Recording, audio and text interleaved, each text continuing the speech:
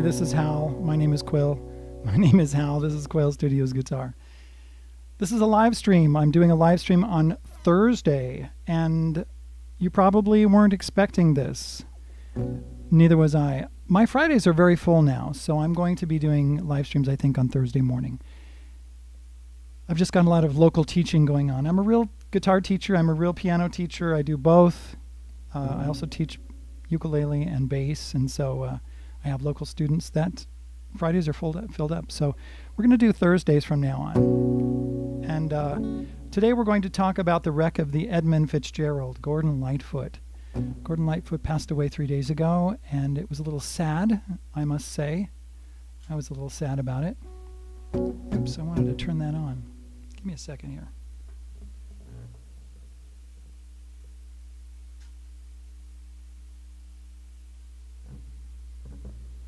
Thought that was on. It's on now. All right. Kind of crazy. Hello,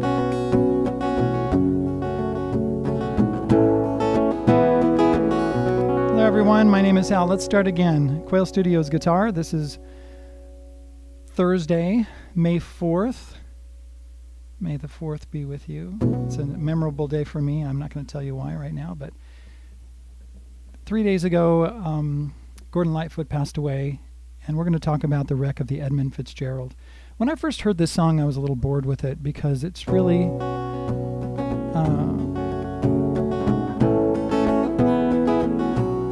the chord progression seemed really simple to me, and I wasn't really paying attention to the words. But as I listened to it and realized that this is a beautiful story, a wonderful told story about the wreck of the Edmund Fitzgerald, and you can look at that online and see what it's all about. It's a wonderful story. I mean, it's told well by Gordon Lightfoot. He was a wonderful storyteller. That's one thing about his playing and his songwriting. It was amazing. I have other songs. There's other songs that I love that I've done. If you could read my mind, love. But we'll talk about that later. I have that on my channel if you want to search that, and I will put that in the description when I get done with this video, if you want to go watch it. But right now I'm going to talk a little bit about how he played it live and also on the recording. He put a capo on the second fret of his 12-string guitar. And so it's really a B sus2, but he plays it like an A sus2. I'm going to take off my capo in just a second and show you the chords as if I didn't have a capo. But these are the chords that he used. Let's just go into that. I'll take off my capo, and I'm going to make sure that my guitar is in tune here. When you put a capo on or take a capo off, it's a really good idea to just check your tuning. For anybody who wants to know, this is a Unitune by TC Electronic. Really good capo. I love it. Best capo I've ever had. Okay, so let's put these chords on the screen. You could play an A chord. Remember that in the live version and on the record he uses a capo on the second fret, but I'm just going to show it without the capo. So an A chord you could use, but it seems like there's an A sus2 right there that he's playing at the beginning. Really love this chord. It's a wonderful chord. Looks just like that. You could also, let's see, the A11. So on the introduction, now this is in 6 time. 1, 2, 3, 4, 5, 6. 1, 2, 3, 4, 5, 6. 1, 2, 3. We'll talk about strumming in just a minute. He goes to this A11 right here. It's an interesting chord because the A string is open, the E string is open, it gives us an A5, and then there's these 3 strings right here, which is G, B, D, which is actually a G chord, with the A bass, and that E. So if you look at it as an A chord, it's root, and then it's 7, 9, 11, and then 5th. There's no 3rd in that chord. Going to a D chord. Oh, I'm sorry. Yeah, in the here we go. In the introduction, it goes to a D chord, back to an A sus2. So let's see if we can go back and do that again. So it's A sus2, A11 to D to A sus2, like that. Okay, but in the verse, well, let's talk about that one more time before we get into the verse, so we can get into timing. So right there at the intro, he uses the A sus2, 1, 2, 3, 4, 5, 6, A11, 2, 3, 4, D, 1, 2, 3, 4, A sus2, back to A11, 4, 5, 6, D to A sus2, and I think he does that for 12 beats, and then starts. The legend lives on from the Chippewa on down, E minor. Okay, let's put these chords. So you got A sus2, then you got E minor, and then you got a G of the Big Lake, G chord. Now you could use a G chord where they have the second fret right there. You could do that if you want to. I don't like to do that. I like to skip over that A string, mute it with this finger right here, just touch it. Because you have a B, that one, you don't need the low B. Gets a really low sound. Some people like to do this one when they have this one, you know, G, B, 2 open strings, and then their fingers here on the 3rd fret D string, 3rd fret E string. I don't love that chord in this song. I love this really nice open sound on the bottom, and then those 2 notes. And then it goes to the D chord, then to the A sus2 again. That one right there. Or you could use an A. Now one thing that you could do, I'm going to turn the chords off here so you can see my guitar really well. You could do, you could go from A sus2, like that. Let's see who's here. Joseph, another great gone. He was an awesome songwriter. Thank you, Joseph, for coming along. Yes, Gordon Lightfoot. He was a really good songwriter. Fantastic. So you could go like that, from A sus2 to A. Now also what you can do, that I like to do sometimes, is to do a hammer-on, like from the open string to the 2nd string on the D string, or the open string to the open string to the 2nd fret on the G string. You can do it both at the same time.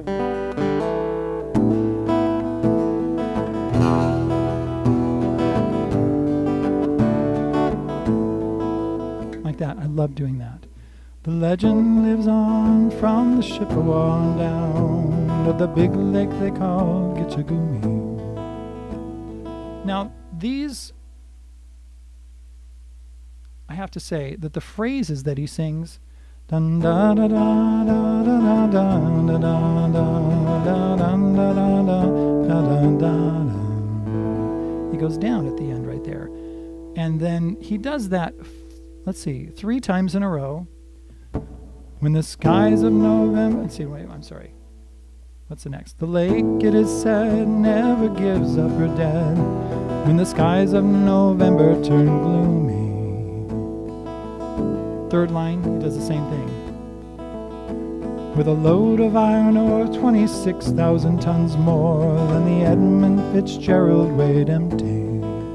Right there, there's 12 beats between those lines. 1, 2, 3, 4, 5, 6. 1, 2, 3, 4. That good ship and crew was a bone to be chewed when the gales of November came early. And then he goes up on that one. And those are the 2 phrases that he uses.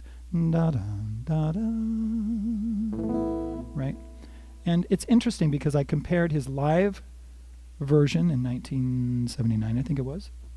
You can find that one on YouTube. And I compared his original recording, and they are exactly the same. He's very consistent with singing the verse going up, the verse going down. Maybe I should have said the line going up and the line going down. But that's what he does. He's very, very consistent on it, so he knows exactly what he's doing. He just doesn't do it on the fly. So I'm going to have this. Now I made this lead sheet here just for this live stream, and also just before the live stream, I actually did a whole video on this and recorded a cover on it. So I'll come out with that when I get done editing it in a day or 2 or 3 years, however long it takes me to do that. Got a lot of stuff going on. So you will see those details. The live stream, I just wanted to talk a little bit about Gordon Lightfoot. Really love him. Love his voice. It fits my voice really well. Let's put a capo on the 2nd fret, and I'll show you what he does here. So he goes to the 2nd stanza. There's not really a chorus, it just has these stanzas. The ship was the pride of the American side, coming back from some mill in Wisconsin. Has a big, and so right there he only has 6 beats. 1, 2, 3, 4. As the big freighters go, it was bigger than most, with a crew and good captain well seasoned. Dun dun dun, and then he starts singing again on the next line. So what you want to do is you want to study that when he plays 6 beats, 1, 2, 3, and then goes into singing again, and then when he does 12 beats. And I will have that marked in my lead sheet in my book, and you can get that in the description. You'll find ways to get my book. It's not in there yet, but it will be in the May version, which will come out on the 15th. What's today? The 4th. So we will have that for you in just, a week and a half or something like that. All right, so that's what we do, and the whole song is that way. Now, between some of the verses, stanzas, I guess you could call them, between the 2nd and the 3rd stanza, he just has A11, D, going to A sus2. The wind in the wires made the telltale signs as a wave broke over the railing. But a lot of times, like between the 3rd and 4th stanzas, he does the whole intro. 2, 3, 4, 5, 6. Like this. Back to A sus2, and then right to A11 again. To D, to A sus2. I was playing Sundown earlier this morning. Sundown, that's what Joseph said. It's a comment that he makes. Joseph, Sundown is a really good song. I need to learn that one. I haven't learned it yet. Sundown, Wreck of the Edmund, Fitzgerald. If You Could Read My Mind. That one. Those are my 3 favorite songs from him. But I can't say that I know all of his songs. So maybe I need to study him a little bit more. But to tell you the truth, what I do when I perform in that kind of thing, I usually have a whole bunch of people. I mean, when I do a gig, depending on how long the gig is, if it's 1 hour, then I'm going to have 17 or 18 songs, maybe 20 songs at the most, depending on how long the songs are. And if I do a solid hour, if I do multiple hours, I'm going to have maybe 12 to 15 songs per hour. And I'm not going to do like all Gordon Lightfoot songs or all Beatles songs or all, of one artist. I usually choose 1 Gordon Lightfoot song, 1 Neil Diamond song, maybe 2 Beatles songs, maybe 3 at the most, depending on what the people want.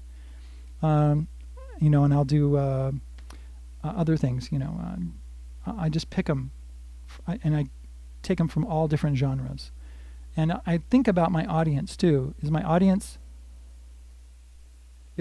going to be older people? Is it going to be people in their 50s, 60s, 70s that they're going to want those songs from their era? Is it going to be people in the 40s, 30s, 20s? Who am I going to be playing to? That's one thing that I really take in consideration. And when I'm playing and I see people out there, and I see like certain kinds of ages and that kind of thing, I always have a bunch of songs with me, more than I plan on playing. And sometimes I'll think to myself, I think I'll do this song, and I'll see if there's a younger crowd or an older crowd or something. Many times when I've been playing, I've had people say to me, wow, I was thinking about that song and then you played it. I don't know what it is. It's in the air or something like that. But you just kind of pick up the vibes, and then you play it. Or if somebody might come up to you and say, hey, do you know this song by this artist? And I'll say, no, but I know this other one by the same artist. And then they're like, oh, yeah, go ahead and play that one. But many times I don't know multiple songs by a lot of different artists. I know one or two or three most of the time, unless it's the Beatles. The Beatles, I know a lot of Beatles songs. Okay. Well, thanks for coming along today. I appreciate you being here. Joseph, I don't see anybody else writing down anything. I know that sometimes Dean comes, and I wasn't in touch with Dean this week early enough. He probably didn't know that we were having a live stream. Also, some of the other people that sometimes show up. I know that this was short notice. Sorry about that. But I just had to get this one out and let you know that I'm probably going to be switching my days to Thursday. I will be putting those notices out for those people who follow me. If you want to follow me, get in touch with me, lessonswithhal@gmail.com. Okay, we'll talk to you later. Take care.